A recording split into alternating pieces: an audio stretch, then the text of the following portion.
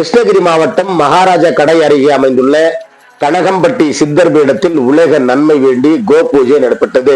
இதில் மாவட்டத்தின் பல்வேறு பகுதிகளில் இருந்து ஏராளமான பக்தர்கள் கலந்து கொண்டு வழிபட்டனர்.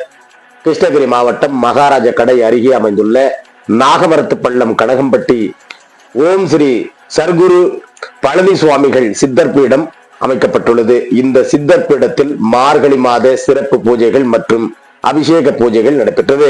மார்கழி மாதத்தை ஒட்டி நடத்தப்பட்ட இந்த பூஜையின் போது உலக நன்மை வேண்டியும் மக்கள் யாவரும் பசி பட்டினியின்றி நலமுடன் வாழ வேண்டி நடத்தப்பட்ட இந்த பூஜையில் மாவட்டத்தின் பல்வேறு பகுதிகளில் இருந்து கலந்து கொண்ட பக்தர்கள் சித்தர் பீடத்தின் முன்பாக கோ பூஜையினை மேற்கொண்டனர்.